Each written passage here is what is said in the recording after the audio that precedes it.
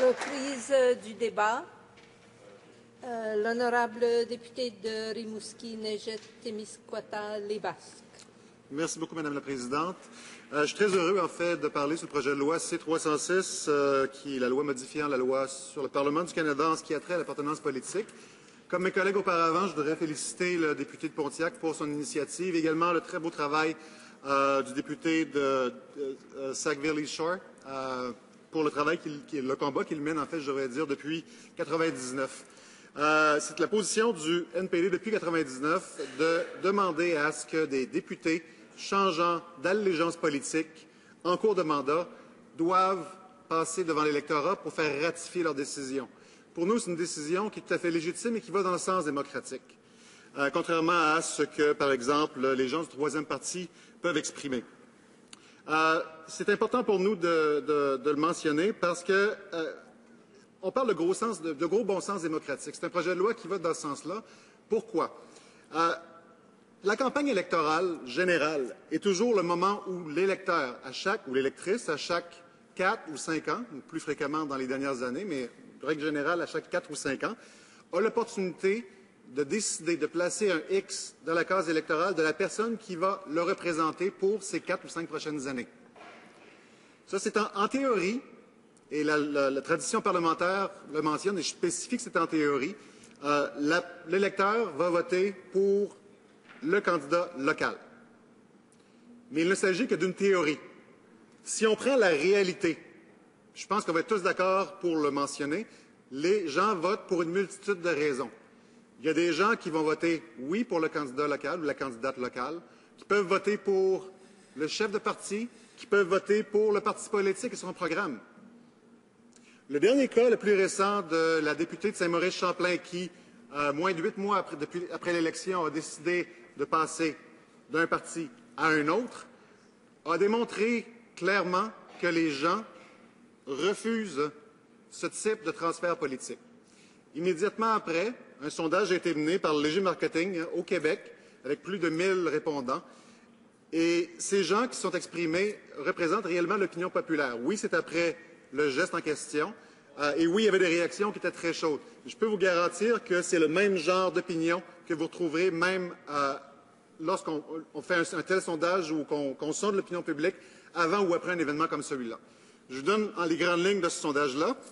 60% des répondants et des répondantes disent et sont d'avis que les députés qui ont été élus pour un parti ne devraient pas changer d'allégeance politique.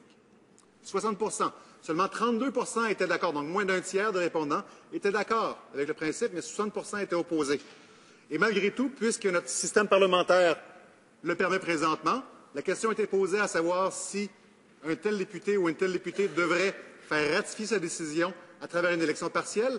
70% des gens étaient d'accord. 70%, seulement 22 ont dit que ce n'était pas nécessaire. Alors oui, la population veut un tel changement. Et oui, la dernière décision, le dernier événement qui s'est déroulé, démontre clairement qu'il y a un consensus populaire vis-à-vis une initiative telle que proposée dans le projet de loi C-306. J'ai mentionné que les gens votent pour une multitude de raisons. Et le député de Winnipeg-Nord, en fait, a mentionné « Oui, mais les gens ont voté pour Jack Layton dans le cas de la députée de Saint-Maurice-Champlain. » Oui, effectivement, c'est le cas. Comme ils ont voté pour le NPD, son programme politique, comme ils ont pu voter pour la candidate locale. Je sais qu'il y a beaucoup de monde à Rimouski, Nejet-Témiscouata, les Basques. C'était ma 4e campagne électorale. Je sais qu'il y a beaucoup de gens qui ont voté pour moi à Rimouski et dans les circonscriptions. Mais je sais également que si je m'étais présenté comme candidat indépendant, je n'aurais pas gagné cette élection. Et si le député, entre autres, de Winnipeg-Nord, qui a fait toutes ces remarques pendant la présentation de mon collègue précédent, était vraiment convaincu que les gens ne votaient que pour le candidat local, comme il l'a avancé dans sa présentation, je le défie de se présenter comme indépendant à la prochaine élection et de voir s'il serait élu. Et je vais vous dire qu'il ne le fera pas parce que le fait de se présenter avec son parti politique, le fait de bénéficier des ressources dont il jouit lors d'une campagne électorale et le fait également qu'il bénéficie d'un programme électoral qu'il présente à l'électorat en même temps que son propre nom, fait en sorte qu'il a pu être élu. Comme moi, j'ai pu être élu grâce à tous ces facteurs. Alors de dire que, en théorie, le Parlement, lors d'une élection générale qu'en théorie, les gens votent pour le candidat ou la candidate locale et que c'est la manière dont on devrait l'aborder, est une manière tout à fait erronée, parce que la pratique démontre clairement que les gens pensent différemment.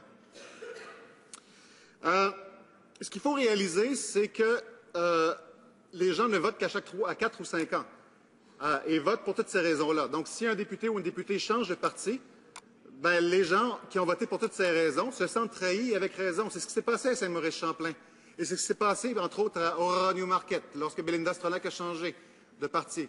C'est ce qui est arrivé également à Vancouver Kingsway. Il y a une raison particulière pour laquelle les électeurs se sentent trahis.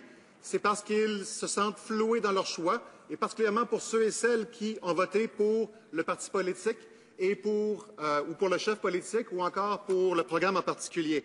Il y a beaucoup de gens qui le font.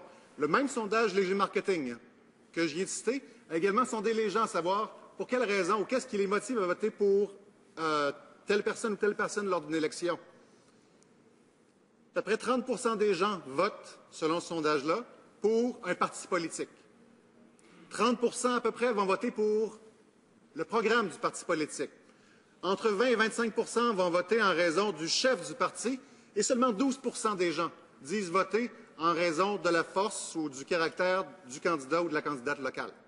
12 Alors, les gens votent lors des élections générales pour une multitude de facteurs, et le fait de changer de parti en milieu de mandat fait en sorte que les gens qui ont sélectionné ce candidat, qui est devenu député, pour des raisons autres que sa propre candidature, se sentent effectivement floués. Il faut regarder également la question et l'absurdité de notre système politique électoral. Il est interdit par la loi électorale aux électeurs et aux électrices de vendre leur vote. Absolument interdit. Et il y a des sanctions assez sévères pour quelqu'un qui décide de vendre ou de recevoir des avantages indus pour un choix électoral qu'il ou elle doit faire. Il n'y a aucune telle sanction pour un député qui décide de vendre son siège. Et quand je parle de vendre son siège, on a des exemples qui ont été cités, entre autres. L'exemple d'Aurora Newmarket, où Belinda Stronach a effectivement passé des conservateurs au gouvernement libéral en échange d'un poste de ministre. Ou encore, dans le sens inverse, où dans Vancouver Kingsway, David Emerson est passé des libéraux aux conservateurs en échange d'un poste de ministre. Pensez-vous vraiment que ces transfuges auraient eu lieu si ces avantages n'avaient pas été offerts par le parti au gouvernement, alors? Bien sûr que non. Donc, un député, personnellement, peut vendre la valeur de son siège, obtenir des avantages indus de par la fonction que ses électeurs lui ont conférée, et cette fonction ne lui a pas été conférée en raison de sa valeur propre nécessairement, mais pour une multitude de facteurs. Alors, c'est ce que le projet de loi C-306 vise à corriger. C'est ce que le NPD tente de corriger depuis 1999. Et on parle de démocratie participative ici. Bien souvent, on nous dit vos électeurs vous demandent de voter de cette manière. C'est difficile pour chacun d'entre nous de parler à l'ensemble de notre électorat. J'ai 85 000 électeurs et électrices dans mon comté. Je ne les ai pas tous et toutes rencontrés jusqu'ici. J'espère avoir la chance de le faire d'ici 4 ans, mais c'est beaucoup de gens. Puis je peux penser aux députés qui représentent plus de 100 000 électeurs et électrices. Mais dans ce cas-ci, je pense que si on vote, il faut rappeler que c'est un projet de loi privé, donc on devrait pouvoir voter en notre âme et conscience individuellement comme député. Mais je peux vous garantir que si vous allez dans votre circonscription, chacun et chacun d'entre nous, et qu'on va consulter nos commettants sur le fait qu'on doive ou non passer à travers l'électorat et faire ratifier cette décision propre à une seule personne, le député, vous allez avoir une grande majorité qui vont s'exprimer en faveur de cette décision. Et c'est important. Je vois présentement qu'il y a très peu d'intervenants de la part du gouvernement. Il y a eu très peu d'intervenants. J'en ai vu un intervenant de la part du troisième parti. Je trouve que ça explique en grande partie le problème qu'on vit présentement. On a une situation particulière qu'on doit s'adresser, une situation qui attise le cynisme des électeurs. Encore une fois, le député de Winnipeg-Nord, dans sa présentation, disait qu'il fallait s'adresser à cette situation. Oui, parfait, il faut s'y adresser. Là, on a une possibilité de le faire, de s'adresser à une cause du cynisme des électeurs. Et si on s'en allait voir les électeurs de Saint-Maurice-Champlain, ils vous diraient qu'ils sont cyniques maintenant par rapport à la politique en regard des récents événements. Alors, c'est la raison pour laquelle j'invite les députés à faire leur travail, à aller consulter leurs commettants, à savoir ce qu'ils pensent précisément de ce projet de loi privé et de voter selon cette décision, puisque c'est une décision qui, d'abord et avant tout, les concerne leur droit de vote et la valeur de la décision qu'ils prennent lors des élections générales. Merci, Madame la Présidente.